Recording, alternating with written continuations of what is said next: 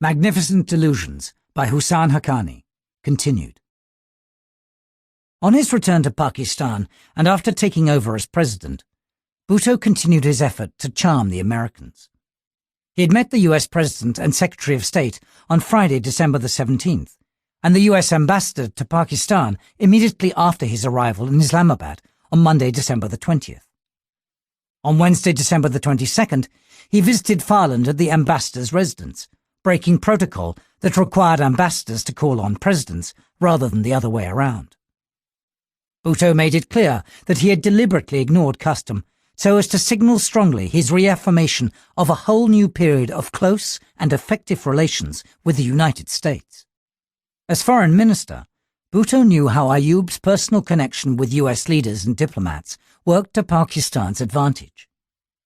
If positive personal relations worked in favor of close ties between the two countries, he worried that negative views about him might have the opposite effect.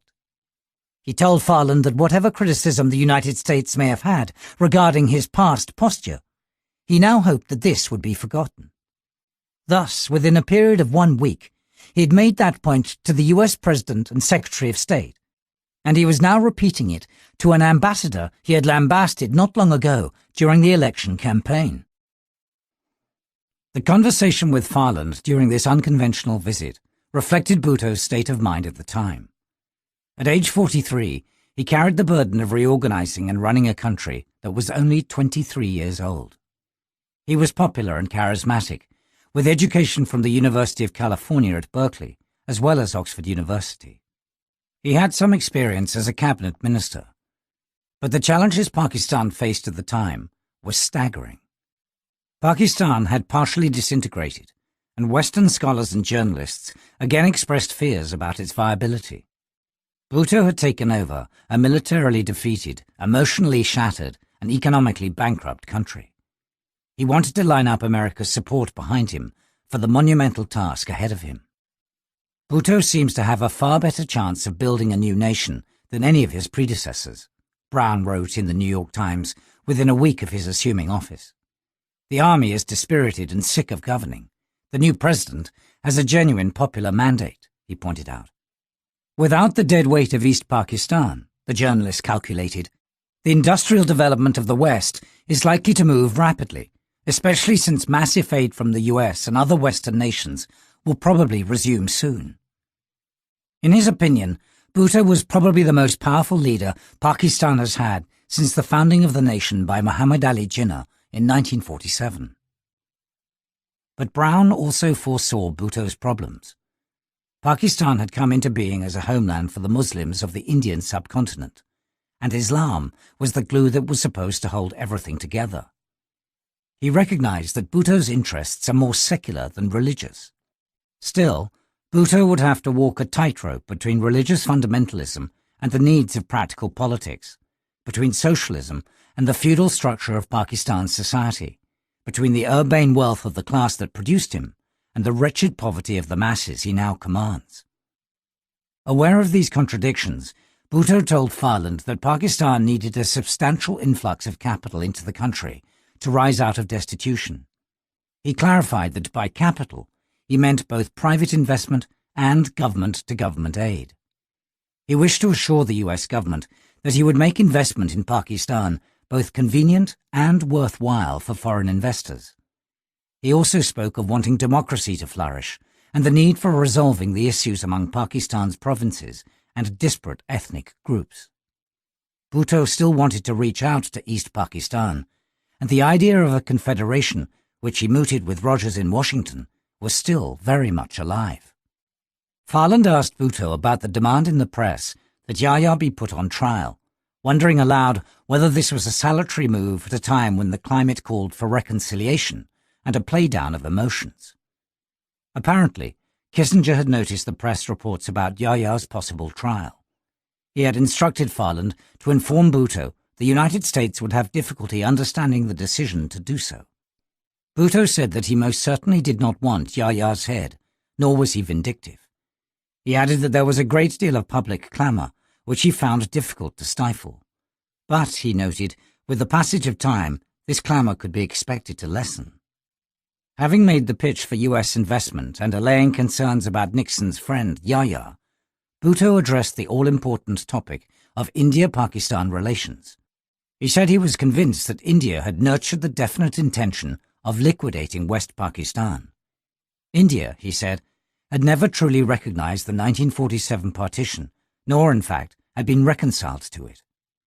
According to Bhutto, because of India's antagonism, the future of Pakistan was closely tied to two great powers, China and the United States.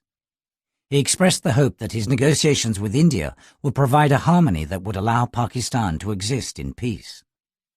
Farland later told the State Department that Bhutto faces difficulties in virtually every area of national activity: political, international and domestic, economic, military, and social. In foreign affairs, his most pressing problem was the return to Pakistan of the 90,000-odd POWs and civilian internees from erstwhile East Pakistan. India is unlikely to return them until the state of war is ended and a durable truce replaces the ceasefire, the US ambassador observed. A settlement with India to end the state of war in the West meant negotiating territorial adjustments, he noted. This, in turn, was linked to the problem of settling with Bangladesh the issues created by secession, including a division of assets and debts as well as a possible exchange of population between Bengalis living in West Pakistan and non-Bengalis in the East. Farland said that all these outstanding questions were related to the parallel question of third countries and, eventually, Pakistan itself recognizing Bangladesh. But before anything else, Bhutto had to revive Pakistani self-confidence. A few days after his visit to Farland's residence, he undertook a whirlwind tour of all parts of West Pakistan in an effort to rally a shattered nation. This was the 30-day trip he had spoken to Nixon about. In addition to exhorting Pakistanis to claim their destiny, Bhutto also wanted to ascertain the mood of the people. He blended the styles of shrewd diplomat, benevolent despot, and circus barker, said the New York Times about the tour. Bhutto has showered a glittering tale of oratory across Pakistan during his first month as president, hoping to breathe life into a demoralized nation, the story went on.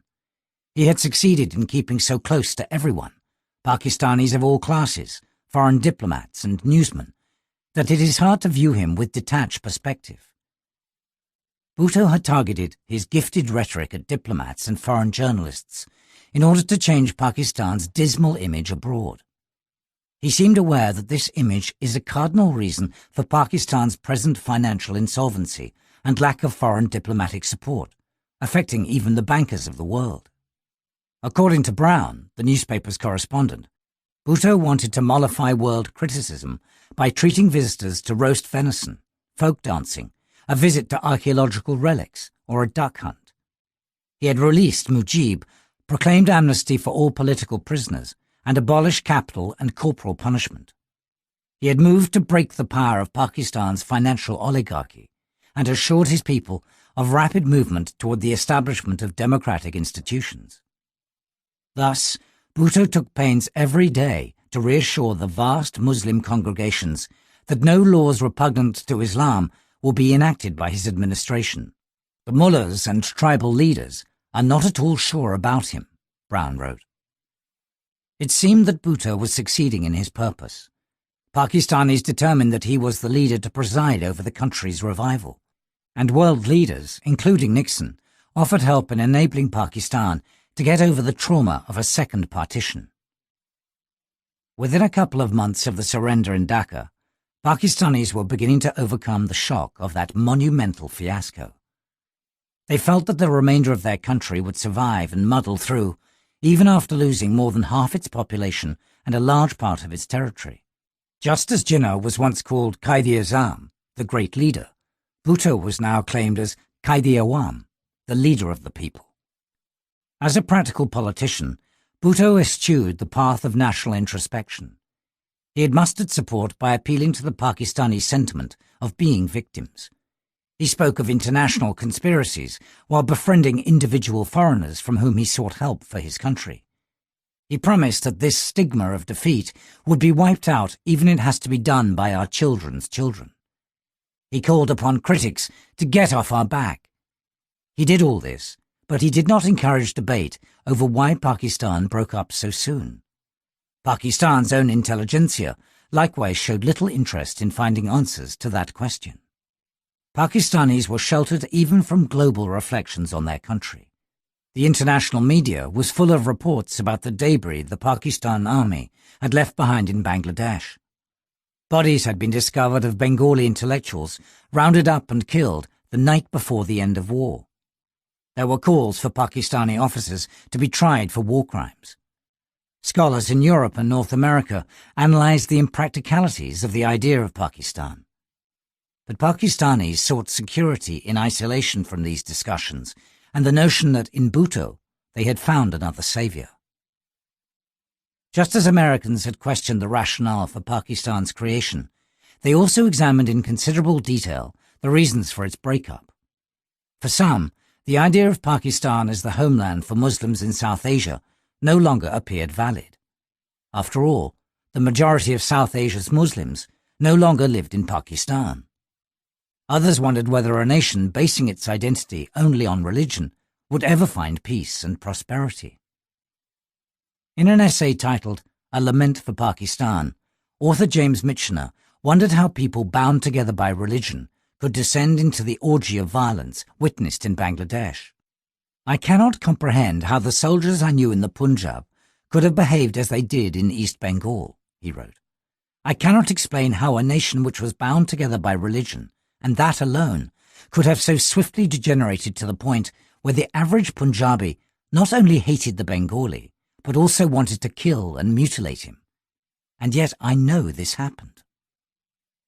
In Michener's judgment, Pakistan was the impossible dream that failed. It attempted to overcome differences of language, custom, economics, politics, and tradition, he wrote, pointing out the huge differences between Punjabis and Bengalis. The Punjabi, he said, were direct and blunt, but not fond of books or philosophical discussion. Conversely, the Bengali were the Irishmen of Asia, a fiery, brilliant orator given to endless disputation. The only cement that Pakistan could rely upon was religion. And in less than 25 years, religion proved unequal to the task, he affirmed. There were many other essays and editorials that made points similar to Michener's, as well as calls for Pakistanis to transform the remaining part of their country into a practical rather than an ideological state. Some argued that Pakistani militarism had failed, that the country needed to give up its cult of the warriors and focus instead on dealing with economic fundamentals. Decisive defeat at the hands of the Indians is a bitter pill to swallow for the Pakistanis, steeped as they are in military tradition, observed one editorial in the New York Times. But this defeat should lead the new leadership to abandon the myth of military invincibility. Pakistan needed to come to terms with its Indian neighbours and to shift the human and material resources it had squandered on an excessive military establishment to urgent development tasks. But these ideas found little resonance in Pakistan. Instead of swallowing the bitter pill of military defeat, Pakistanis started preparing to avenge it. Less than 8 weeks after becoming president, Bhutto sat down for an interview with Foreign Affairs columnist C.L. Sulzberger and proposed a renewed defense pact with the United States. Bhutto said that he was ready to start talks tomorrow to obtain American arms to replace the equipment lost by Pakistan during her war with India last December. According to Sulzberger, Bhutto praised US actions during the conflict with India, crediting them with preventing an all-out assault on West Pakistan and the Pakistan-held portion of Kashmir. He credited the US ultimatum and moving the USS Enterprise into the Bay of Bengal with saving West Pakistan. The Soviet Union understood the signal and then pressed India to accept a ceasefire, he said. But there was nothing about reconciliation with India in the interview. Sulzberger noted that Bhutto spoke gloomily of India and implied that India was behaving like a virtual satellite of Moscow. He made predictions similar to those Ayub made about the Soviet Union gaining ground in the subcontinent and about India being on the verge of breaking up. By sponsoring Bangladesh, you will see that India will lose West Bengal and Assam, he declared. It is preposterous to think that in an association with a great power like Russia, the great power's interests will not prevail, Bhutto said, while commenting on Indian relations with the Soviet Union. But he did not see the paradox in his own suggestion of close defense bonds between Pakistan and the United States. If Soviet interests would prevail in that great power's ties with India, surely Pakistan could not expect that its interests would be paramount in an alliance with the United States.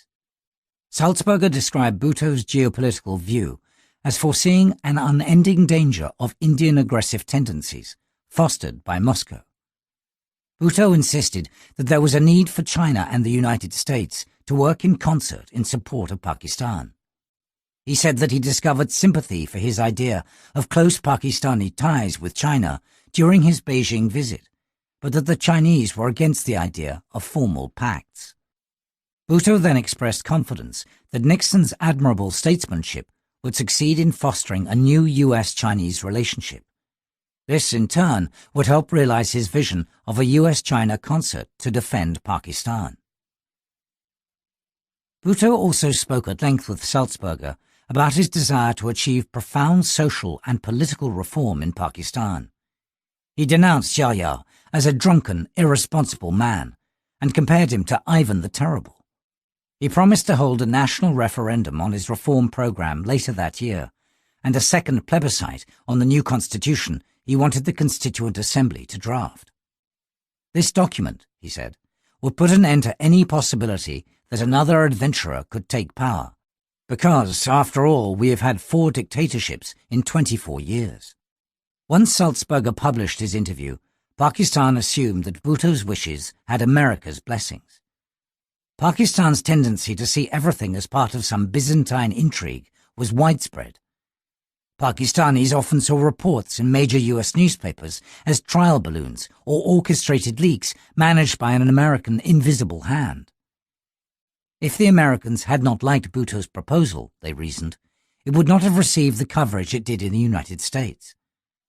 Sober warned Washington, "We are now in a somewhat euphoric stage in US-Pak relations."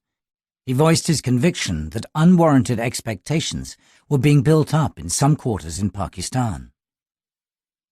As things turned out, the referendums Bhutto promised did not materialize. A few years later, his forecast that a strong constitution would prevent another military coup also proved wrong.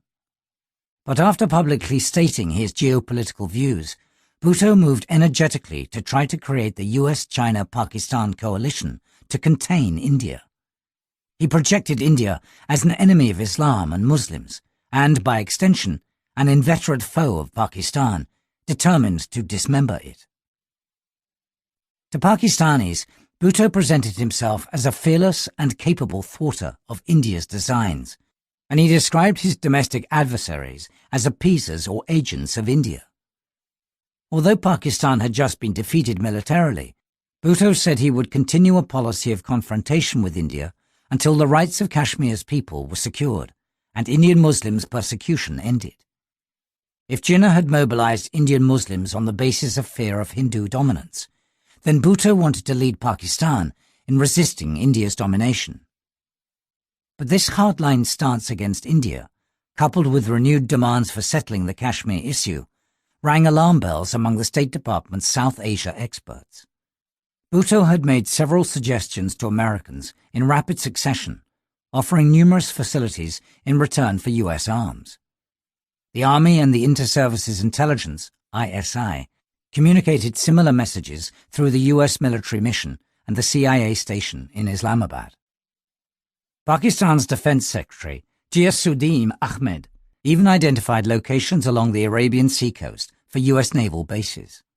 These included, from west to east, Jiwani, Gwadar, Sonmiani Bay, Karachi, and the area south and east of Karachi. He claimed that India had provided naval facilities to the Soviets at the port of Vishakhapatnam and on the Andaman Islands. He thought the United States might be interested in countering the expanded Soviet naval presence in that area. Pakistan officials speculated that the United States might be interested in developing a port such as at Gwadar, which could aid economic development of that region of Pakistan. In addition to new US-developed ports, Pakistan intended to maintain and possibly enlarge the size of its pre-war army. Sober, however, asked Bhutto whether doing so made sense, given the reduction in Pakistan's borders and its diminished financial capabilities. In March 1972, Rogers summarized the Pakistani plans and the American diplomats' concerns about those plans in a comprehensive memorandum for Nixon. Pakistan had offered the use of port and tracking station facilities for US forces along the Arabian Sea coast near Karachi, he reported. As in the case of the Badr base near Peshawar, the Pakistani plan envisaged access to facilities as needed, although there was still an aversion to having large numbers of US personnel in Pakistan. Bhutto's objectives in all this seem fairly clear, observed the Secretary of State. He has already taken steps to strengthen his security relationship with China. He now seeks to add a closer security association with us. Bhutto considered the prospects of US military support as fairly good because of US concerns over Soviet policy toward India and America's developing relations with China. What was not clear, Rogers said, was how these overtures to the United States related to Bhutto's longer-range intentions toward India. The Americans had learned from their experience during the 1950s and 1960s that references in Pakistani military plans to dangers from Soviet expansion were only bait for the Americans. Pakistan's real military concern remained India. The State Department's outlook was that the South Asian equation had changed significantly after the December 1971 war. We could not and should not seek to build up Pakistan as any kind of strategic counterweight to India, Rogers cautioned. According to him, America's basic policy objective in South Asia should be to encourage movement toward a broad political settlement which would replace the sharp political-military confrontation that has plagued the subcontinent for more than 20 years.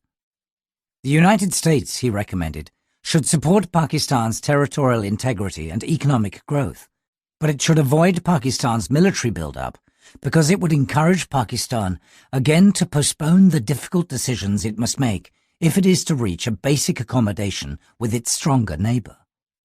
Rogers proposed, therefore, that the United States encourage India to be magnanimous toward Pakistan. But he was firm in saying that military supplies to Pakistan should not be resumed, as these might stimulate conflict in the subcontinent. Nixon had given little thought to the subcontinent except in the context of the Cold War. From this view, Pakistan's willingness to line up with the United States and India's refusal to do the same made it easy for him to choose Pakistan over India. Now, however, he was being asked to decide on the basis of America's longer-term interests in South Asia. The consensus among US officials was that it was India, not Pakistan, that mattered more. The US media also called for the need to regain India's confidence.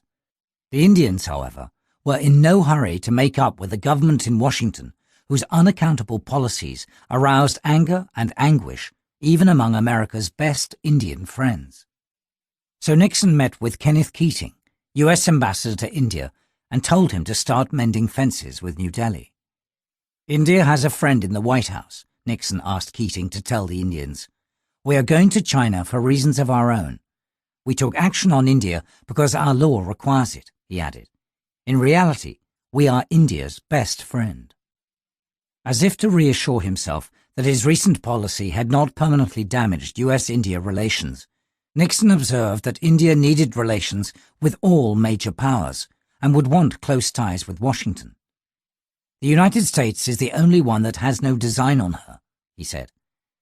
Nixon tried to justify his past decisions regarding India and Pakistan by saying, neither country should be a country. They are too poor, too bloodthirsty. In addition, Nixon now had to tell Pakistanis that they should no longer rely on US arms. The occasion to do that presented itself when Pakistan's Secretary-General for Foreign Affairs, Aziz Ahmed, visited Washington in March.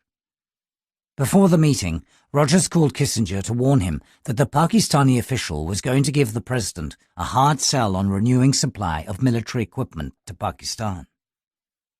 The Secretary of State then alerted the National Security Advisor that encouragement of Pakistani expectations would be harmful. Kissinger said he doubted that Nixon, who is very pro-Pakistan, was even thinking about it. When Ahmed arrived in the Oval Office, he played to Nixon's sympathy. Because of this, Kissinger could not sway the conversation in the direction Rogers had suggested. Ahmed had served as ambassador in Washington under Ayub and had been involved in negotiations during the heyday of Pakistan's military alliance with the United States. Thus, he knew Nixon's passions and prejudices. During the meeting, Ahmed stressed that Bhutto had managed to create national unity and was about to bring martial law to an end. Pakistan's main problems now are external, Ahmed said, pointing particularly to the difficult relationship with India. Ahmed then repeated an argument familiar to Americans.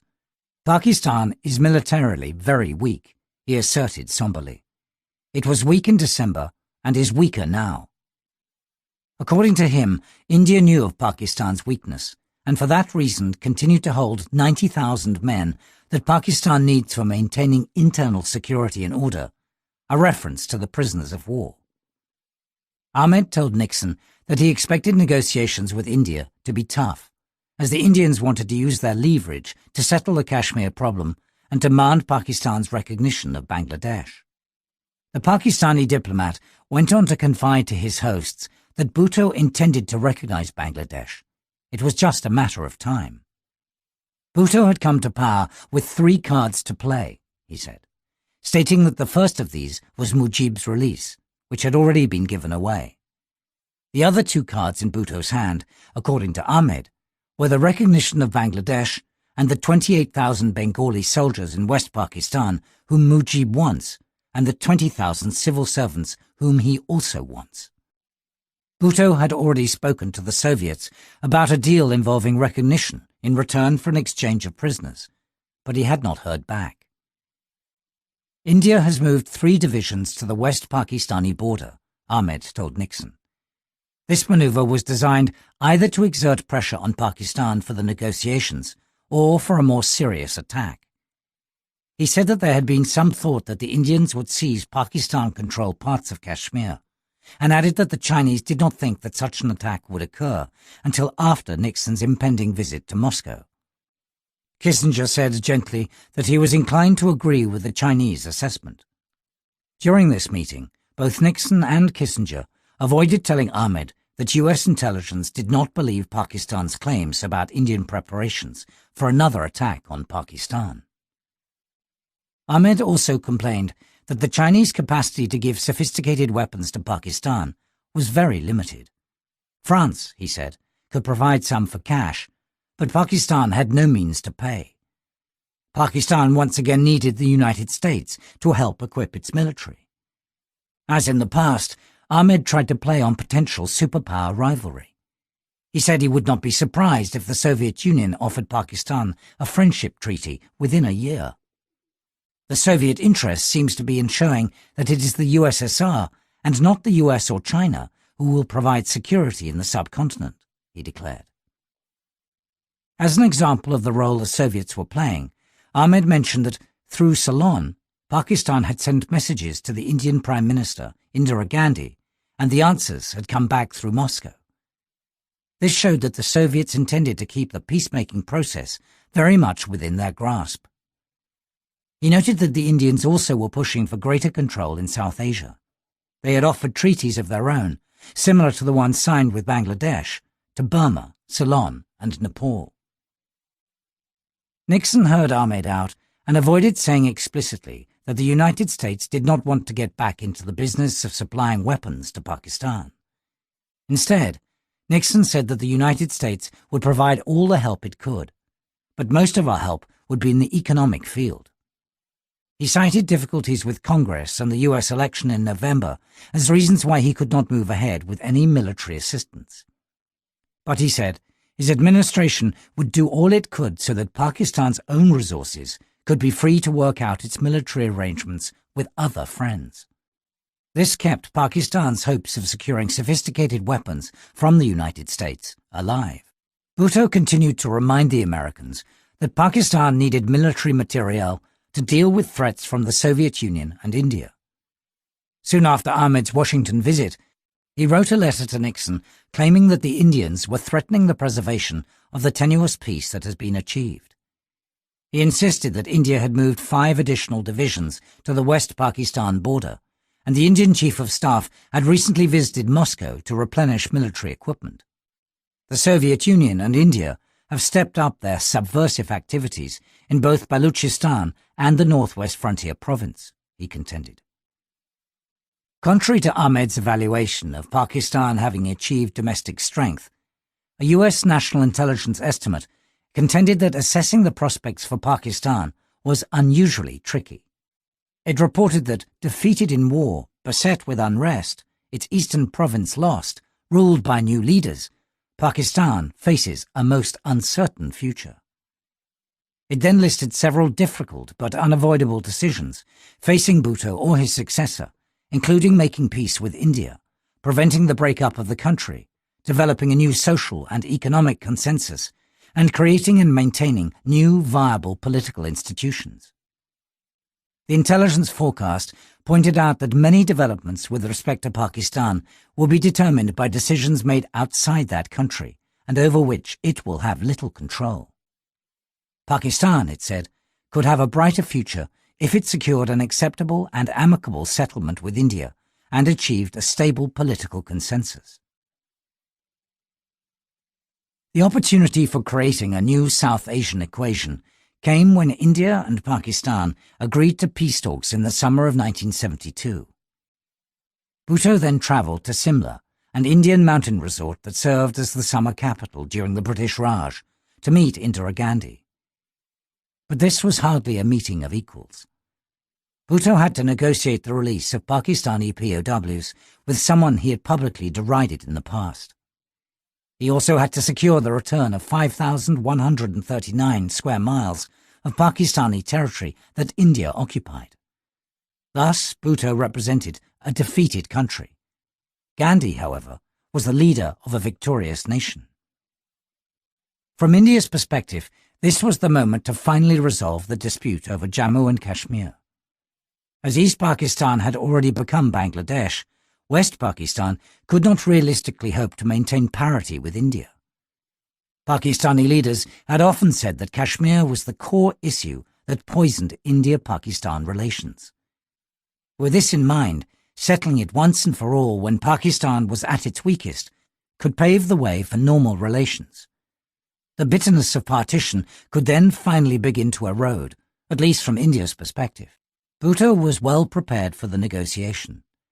He told Gandhi that Pakistan's domestic political situation did not allow him to sign a treaty settling the argument over Kashmir forever, that the Pakistani military would probably topple his fragile civilian government if he conceded Kashmir to India or signed an explicit no-war pact.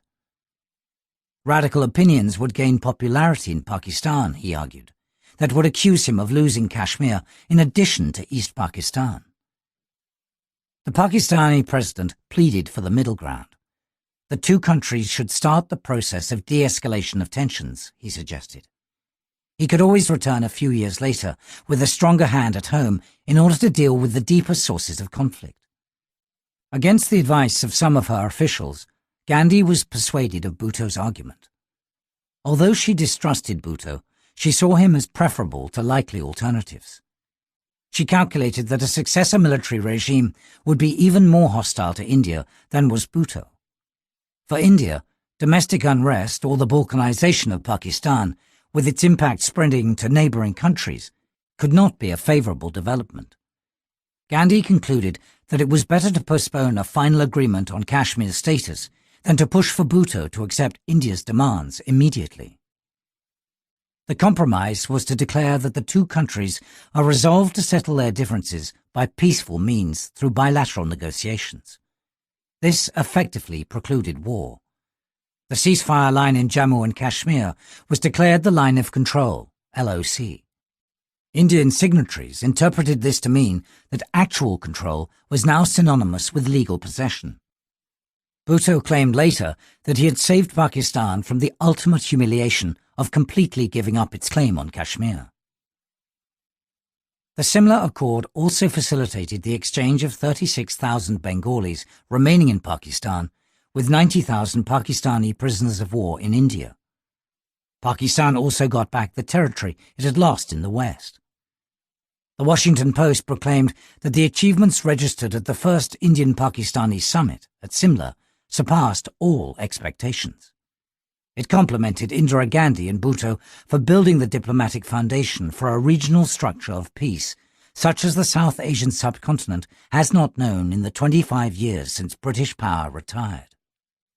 Bhutto, the paper said, left Simla with something substantial and politically necessary to show to his countrymen. Pakistan could not reasonably be expected to surrender its traditional claim on all of Kashmir at this time, it pointed out, adding, Mr. Bhutto may come to that eventually, but for him to come to it immediately would almost surely precipitate another military coup in Islamabad. US diplomats concurred. Sober said he saw Bhutto seeking a new relationship with India to replace the quarter-century of confrontation. But, he observed, the historical atmosphere of suspicion and distrust hampered the effort. Bhutto was willing to come to terms with the post-Bangladesh realities as long as there was no compromise on Pakistan's prestige. Thus, the future of India-Pakistan relations would be grim if Bhutto fails in moving from confrontation to peaceful coexistence as specified in the Simla Agreement. According to Sober, in addition to a degree of normalization with India, the main planks of Bhutto's foreign policy were good ties with the United States, close relations with China, and increased participation in the Third World Club. Although the Simla Agreement with India was by all accounts a major success, Pakistan's religious nationalists did not perceive it as such. Anti-India hardliners portrayed it as a sellout. As with the peace concluded at Tashkent after the 1965 war, rumors and conspiracy theories circulated about secret clauses and undisclosed side agreements. The Islamist party, Jamaat-e-Islami, orchestrated protests against the eventual recognition of Bangladesh, as its members observed the anniversary of the fall of Dhaka as the Day of Vengeance. But by the year's end, Bhutto appeared to have the levers of power firmly in his control. The United States provided $165 million in economic assistance to Pakistan in 1972, including 600,000 tons of wheat, to be paid for in Pakistani rupees instead of foreign exchange. Bhutto asked for an additional 400,000 tons, but the United States could immediately offer only 250,000 tons. The reason behind the US hesitation in meeting Pakistan's demand in full was the Soviet Union's large-scale purchase of American grain, which left less wheat available for supply on concessional terms to other countries. But Bhutto interpreted it as a deliberate slight. He timed the announcement of Pakistan's withdrawal from SEATO in November 1972 to coincide with conveying his anger over the US response to his wheat request. At the same time, Pakistan recognized North Korea, North Vietnam, and the pro-communist government in exile of Cambodia. A memo to Kissinger from Harold Saunders and John Holdridge, members of NSC staff, informed him to expect Bhutto to present a sizable shopping list for military equipment. They also sought instructions on whether or not we want him to understand that he has taken a step which is not consistent with US interests. Kissinger considered it prudent not to overreact to what he saw as Bhutto's attempts to seek greater attention. In February 1973, Pakistani commandos raided the Iraqi embassy in Islamabad to uncover a cache of arms that Pakistan claimed was intended for ethnic Baluch separatists. For any government to violate an embassy's diplomatic immunity is most unusual, but on this occasion Bhutto had a wider agenda. He used the discovery of the arms as justification for dismissing the provincial government of Baluchistan, whom he accused of complicity in a conspiracy to foment armed rebellion against the Pakistan government. Members of the National Awami Party, NAP, a group that had support among Pakistan's Baluch and Pashtun ethnic groups, ran the provincial government. Historically, NAP had sought autonomy for Baluch and Pashtun ethnic groups just as Mujib's Awami League had championed autonomy for the Bengalis.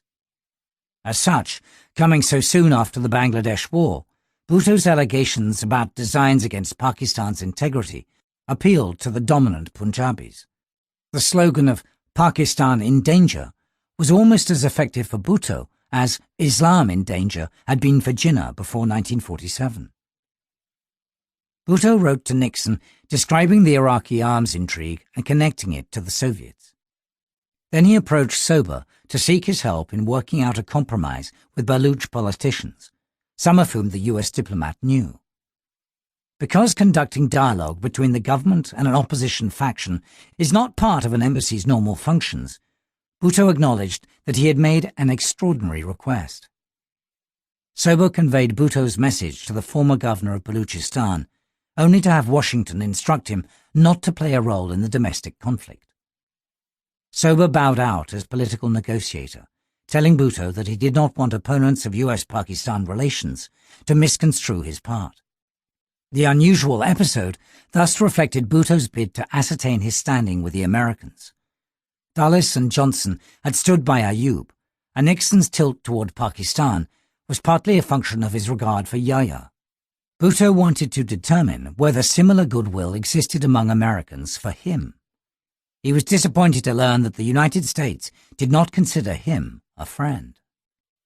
Kissinger tried to explain his understanding of Bhutto's moves to Nixon after receiving the letter speaking of the Soviet-Indian design on the integrity of Pakistan. Bhutto had said that the Soviets were behind the clandestine arms shipment uncovered at the Iraqi embassy, and that it was intended for dissidents whose ultimate aim, in collusion with the Indians and Afghans, was the final dismemberment of Pakistan. Bhutto had closed his letter to Nixon by appealing for your government to take a clear and firm decision on your great country's attitude toward my country. Pakistan, he said, must know where we stand with our friends. According to Kissinger, there was no evidence of an active Soviet effort to supply arms to dissidents in Pakistani Baluchistan. Kissinger had asked the CIA to review its evidence on this subject, and they had checked thoroughly in the field and here, finding that there had been no indication of a recent increase in Soviet-supported subversive activity in Pakistan. Kissinger cited the possibility that the Iraqi arms were destined for Baluch dissidents in southeastern Iran. He then observed that the important aspect of this letter is its general expression of concern by Bhutto, rather than the specific instance itself. Bhutto's letter, Kissinger said, showed his growing uneasiness over the future of his relationship with the US. Rogers believed that Bhutto was simply trying to set the stage for the visit of a special envoy he was sending in order to push his request for American weapons. Kissinger thought that the Pakistani leader's disquiet may have been exacerbated by the absence of a decision on military supply policy over the long term, and the fact that Pakistan is still without a US ambassador after 10 months. Islamabad stayed without an American ambassador until fall. At that time, Henry Byrode, a career Foreign Service officer who had served as ambassador to Egypt almost 18 years earlier, filled the position. As Assistant Secretary of State for Middle East and South Asian Affairs during the Eisenhower administration, Byrode had dealt with Pakistan's earlier requests for military aid. He had served as ambassador in South Africa, Afghanistan, Burma, and the Philippines. Byrode's arrival in Islamabad was meant to reassure Bhutto, but it came only after Bhutto made an official visit to Washington in September 1973. The United States had originally scheduled a state visit for Bhutto in July, the first such visit for Pakistan's leader after the country's bifurcation. But that summer was particularly eventful in Pakistan. Torrential monsoon rain had caused massive floods in most of Pakistan, affecting millions of people. Bhutto postponed his US trip to engage in the relief effort. Then, on August 14, 1973, the 26th anniversary of the founding of Pakistan, the country's new constitution went into effect. Bhutto had managed to get consensus in Parliament from all parties on the new charter. The constitution was based on the Westminster model of parliamentary democracy, albeit with extraordinary powers vested in the office of Prime Minister. Bhutto thus vacated the ceremonial office of president for one of his loyalists and moved to the more powerful position. On the US side, a similar change occurred as Kissinger moved from the office of National Security Advisor to become Secretary of State. As Prime Minister, Bhutto was no longer head of state and therefore not eligible for the pomp and ceremony of a state visit. When he arrived in Washington on September the 17th, the State Department's Office of Protocol designated his trip as an official visit. The next day, Bhutto was welcomed formally with military honors at the North Portico of the White House. Then, because of rain, the President and the Prime Minister moved to the East Room for formal speeches. Nixon spoke of the friendship that has bound our two countries together for over a generation. He recalled his visits to Pakistan and declared, "The independence and the integrity of Pakistan is a cornerstone of American foreign policy." Bhutto spoke about the ease of communication and of understanding between Pakistanis and Americans. "We share a host of common affinities, despite the diversities and the distances that separate us," he affirmed. But when private discussions began, the Nixon administration's unwillingness to provide their military with advanced weapons disappointed the Pakistanis. Kissinger said that the United States had encouraged China to give military supplies to Pakistan, and had also had extensive talks with the Shah of Iran so that his own military deployment helps Pakistan. But the United States simply could not supply weapons to Pakistan itself. Bhutto brought up the coup in Afghanistan, which had resulted in deposing the country's monarchy and replacing it with a republic under a nationalist cousin of the king. Kissinger said he had discussed the matter with the Soviet ambassador. "I told him that if the recent coup in Afghanistan remained an internal Afghan affair, that would be one matter," he said. "But if it resurrected the Pashtunistan dispute, the US would be engaged. This is the basic policy of the president." Nixon explained that his stance against India had cost him politically at home.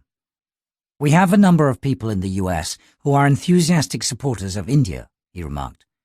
He said that, at the time of the India-Pakistan War in 1971, no one could understand why we did not back India. Nixon found it ironic that great newspapers like the New York Times and our columnists argued that the United States should back India simply because it was bigger. "The world will not be safe for anybody but the very big and very strong if we adopt that as a principle of our foreign policy," he said. Bhutto tried to make an argument similar to the one Liaquat and Ayub had made in the 50s, namely that the problems of the Middle East were interconnected with those in South Asia, and American interests were at stake in the Persian Gulf. Pakistan, rather than India, could protect those interests better. "Pakistan is situated to the mouth of the Persian Gulf," Bhutto said. "Any state that has access to the Karachi coast can dominate the Gulf. That is why the Soviet Union is so interested in that coast." Bhutto disparaged India before proceeding to give a telescoped version of the history of US-Pakistan relations. "There are many contradictions in India, and we feel sorry for the Indian people and the economic privations they suffer," he said, adding that India was disillusioned with its own lack of progress.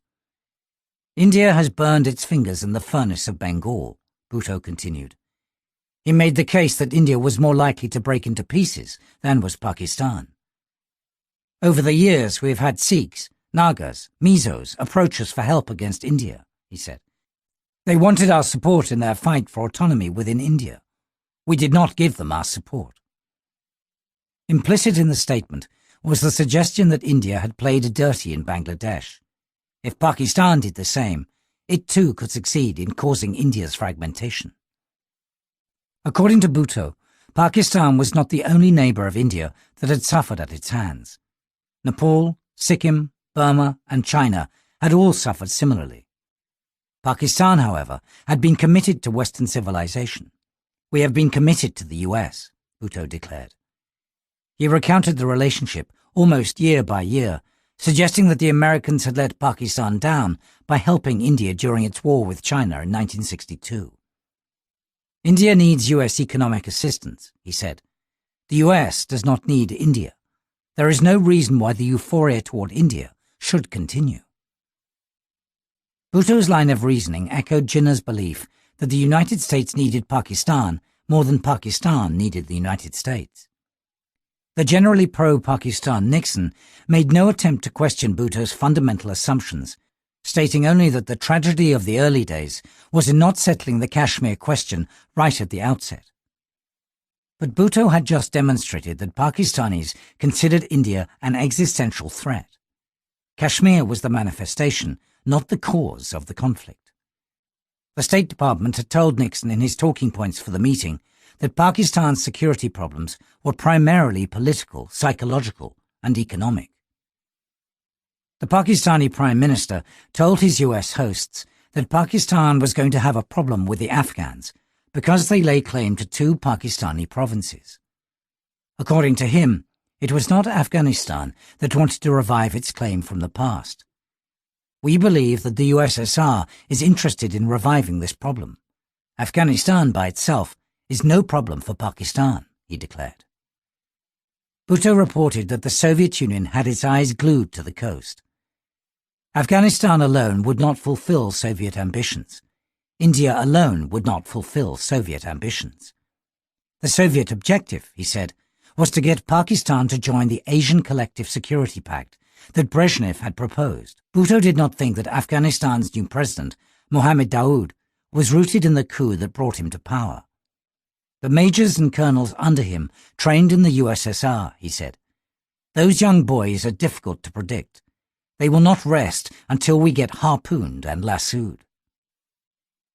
Bhutto then asked the rhetorical question, is something wrong with the basic concept of Pakistan? Then he answered it himself, saying, I don't think this can be. 2 million people have given their lives for the idea of Pakistan, but people keep calling it into question.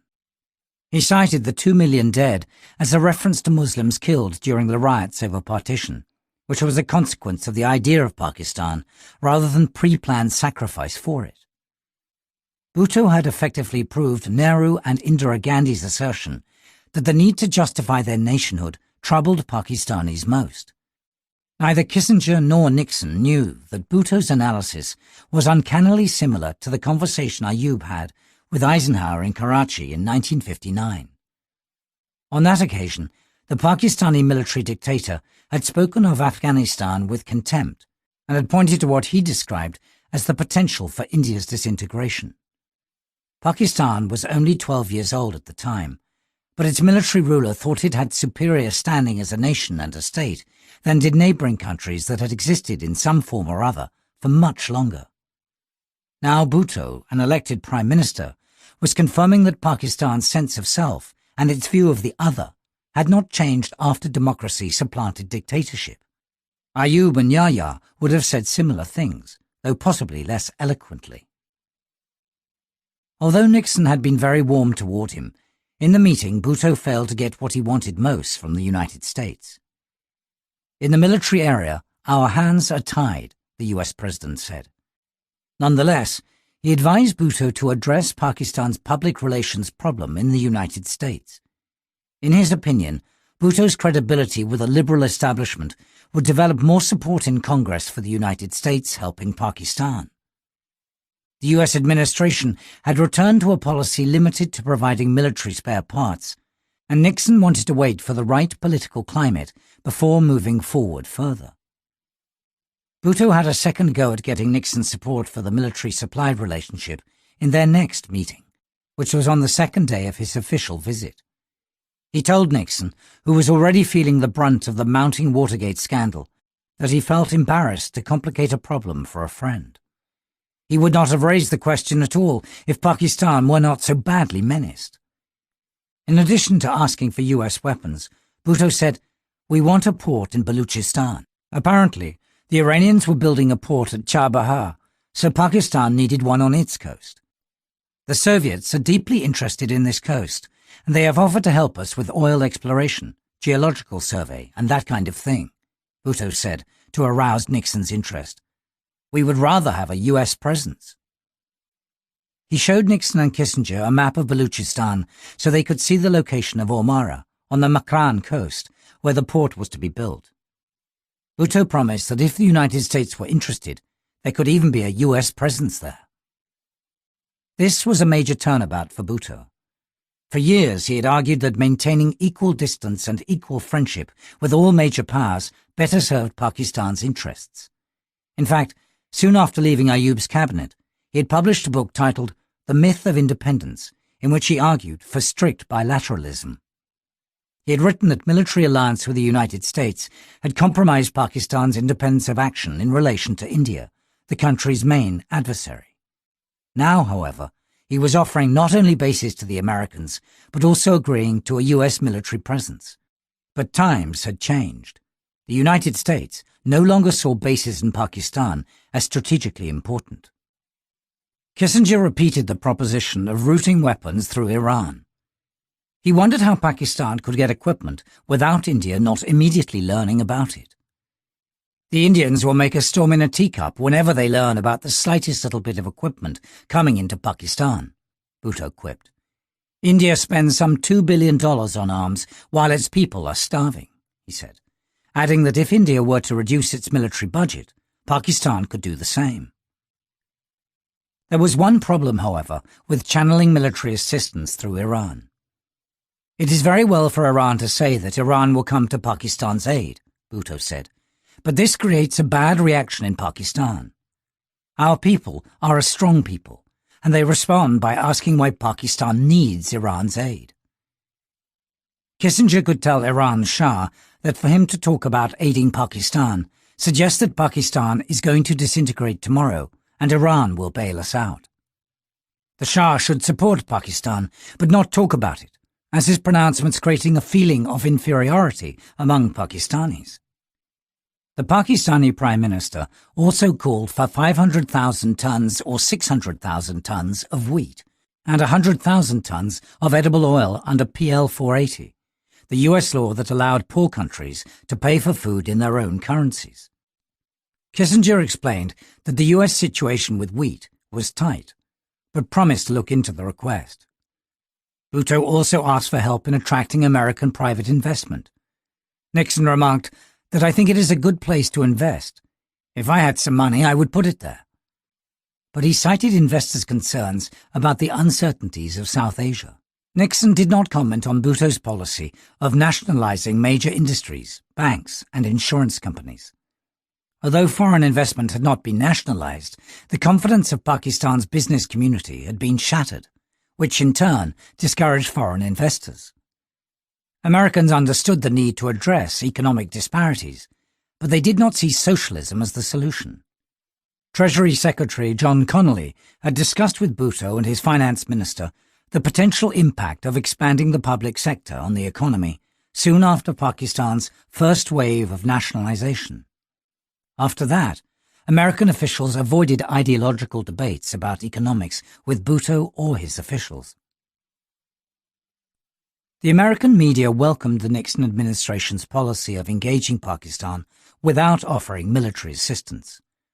The Los Angeles Times labeled it a policy of assistance without arms. It was wise policy, the paper said, to maintain the ban on selling lethal arms to Pakistan. The Washington Post pointed out that Nixon had been as positive about Pakistan and Bhutto as he had been during his tilt during the Bangladesh War, and it chided Bhutto for going about Washington appealing publicly for more arms and grumbling that the US government had not heeded his appeals for military supplies. According to the Post, there was no region in the world where the US had come to more grief over the provision of arms than South Asia. The paper appreciated Bhutto for doing a superb job in restoring his country's spirit and sense of progress, and admired his great skill in starting dialogue with India and Bangladesh. However, it called upon the administration to formulate US policy toward the subcontinent, guided by the new realities of the subcontinent. These new realities had made India more powerful in the region than it was before. The US decision to withhold military supplies from both Pakistan and India was based on past experience. Both countries had previously obtained US weapons to defend themselves against communist aggression. Both had used them only to fight each other. In Pakistan's case, American military assistance had been expected to create a greater sense of security. Instead, it had enhanced Pakistan's willingness to start military confrontation. The United States had also discovered the limits of its leverage in getting Pakistan and India to settle their issues over Kashmir. At the time Bhutto asked for military equipment in return for bases, US policymakers prioritized avoiding conflict in the subcontinent. The United States had entered a phase of détente with the Soviet Union, and US intelligence on Soviet moves was generally good. The United States knew that Pakistanis felt threatened by India, but they did not agree that the Soviets threatened Pakistan. The United States was also aware that Bhutto felt exposed to Pakistan's military establishment, a menace that could increase if he failed to get the generals what they wanted. But the Americans calculated that the chances of avoiding war in South Asia would increase if the United States refused to induct more arms into the region than otherwise. The US refusal to resume military supplies was intended to force a policy reappraisal in Islamabad. Instead, it invigorated Pakistan's search for economic and military assistance from other sources. The rise in oil prices immediately after the 1973 Arab-Israeli War had enriched Iran and Arab oil producers' coffers.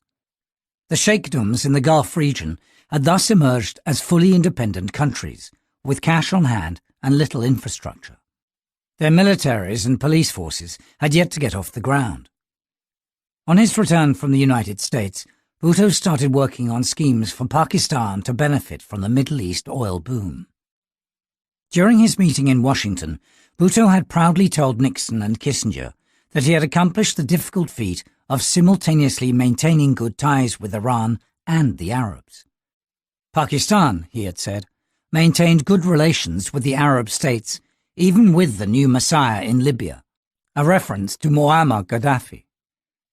Pakistan has had some pilots in Libya until they were asked to take off against the Sixth Fleet, and we told them nothing doing, Bhutto confided. He wanted to make sure the Americans did not interpret negatively his links with anti-American Arab governments. Then, in 1974, Pakistan hosted the second summit meeting of Muslim heads of state at Lahore.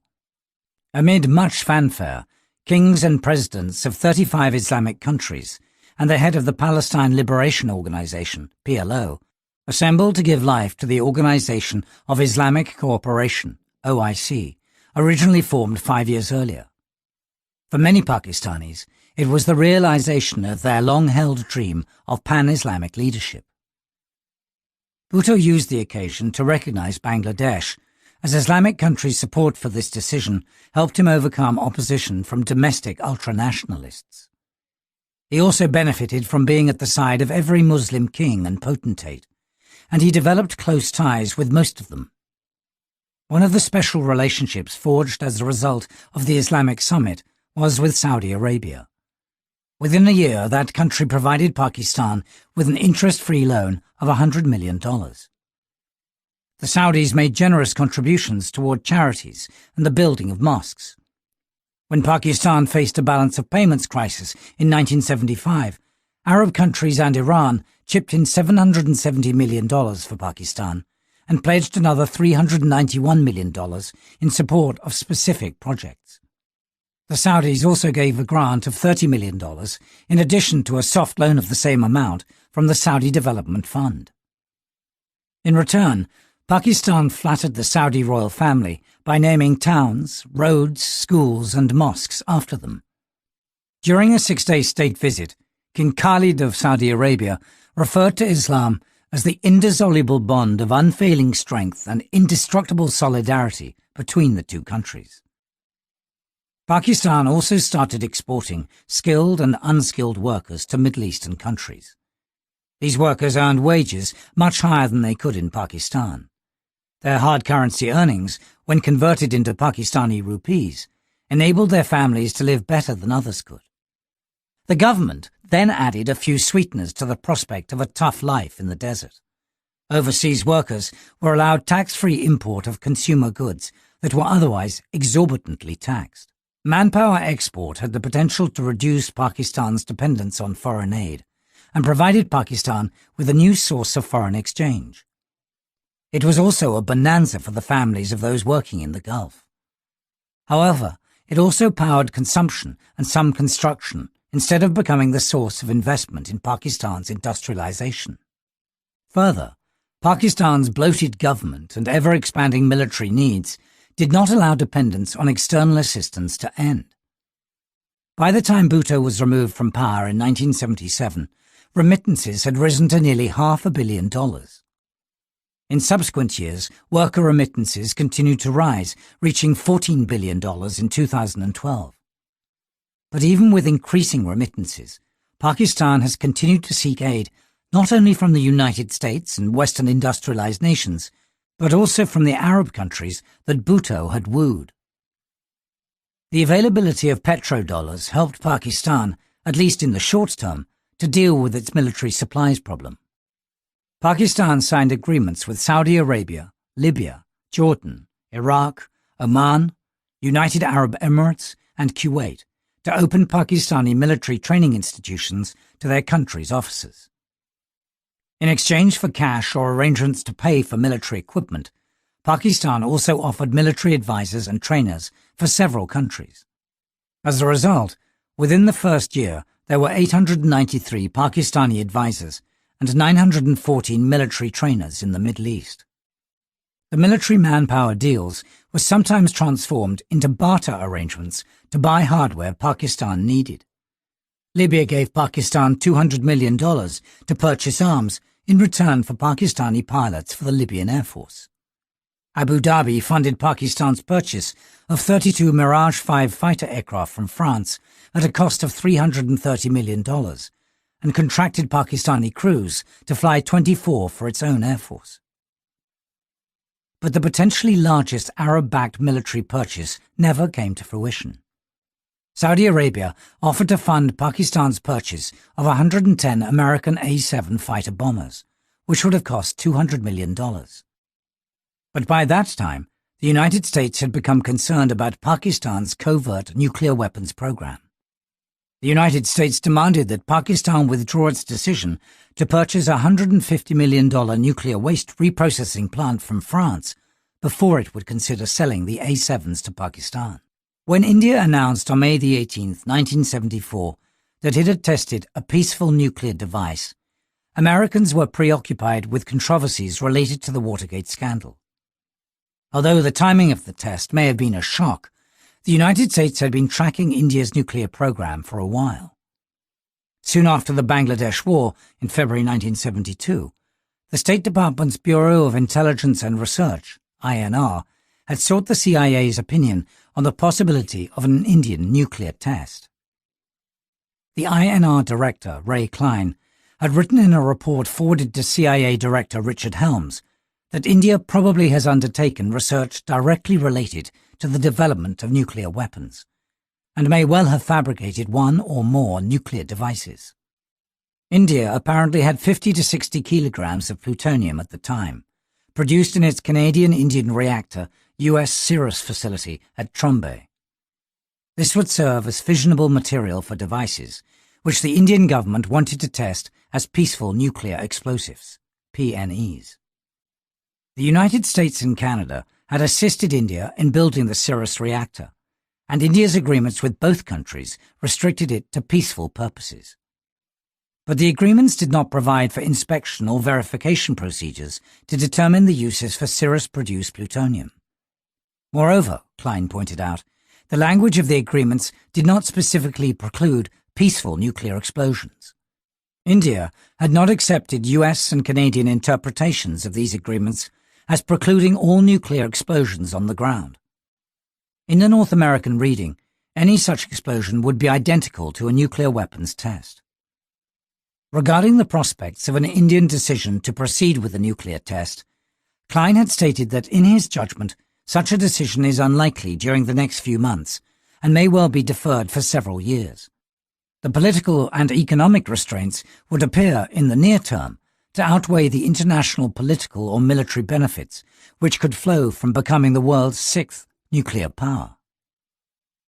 His assessment was based on the fact that India still lacked a viable delivery system for nuclear weapons, A nuclear test conducted several years before having the means to deliver an atomic bomb would be of very limited military value. Although the tests might confer a new status on India, and the immediate reaction of the Indian populace could be quite favourable, Klein observed, the long-term costs could be very high. India would have to divert resources from critical domestic programs and could lose foreign technical assistance. The US intelligence community had precise information on India's capabilities in producing plutonium, as well as about the facilities where it was produced. It also knew that several aircraft in the Indian Air Force could be adapted to deliver nuclear weapons. According to Klein, these included Canberra light jet bombers, as well as Mystère 4, Hunter, Su-7 Fitter, and MiG-21 fishbed fighters. But he anticipated that the Indians would have some difficulty developing a nuclear weapon suitable for delivery by the fighter aircraft. The B-57 Canberra, for example, had a 4,000-pound payload. It could carry a nuclear bomb, but it did not possess sufficient range capabilities to constitute a strategic threat to China. India would require a longer-range bomber, which it was unable to produce immediately. The United States and other producers would probably impose restrictions on exporting long-range bombers to India right after nuclear tests.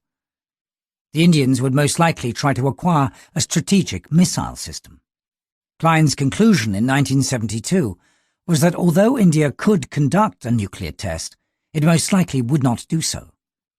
He inferred that the prospect of international sanctions would outweigh the increased status and the political and military gains of demonstrating a nuclear weapons capability with no delivery system in sight. The only overriding factor in this evaluation could be if Chinese-Indian tensions resumed, coupled with a thaw in Sino-Soviet relations. Interestingly, there was no mention of Pakistan as even being a factor in India's pursuit of nuclear weapons capability. For example, the B-57 Canberra bombers, which Klein cited as a possible delivery vehicle, could reach Pakistan even if they could not strike China. But the Americans saw India's nuclear program only in the context of China, and did not take likely Pakistani reaction into account when they initially discovered India's plans. 2 years later, when India conducted its tests, Pakistan protested the loudest. The American media also found India's explanation for the test, that it was solely for peaceful purposes, galling. In an editorial titled, "India Joins the Club," the Los Angeles Times said, "The world cannot easily forget New Delhi's waspish comments on the uses and abuses of power by other nations, the sanctimonious protests of international virtue."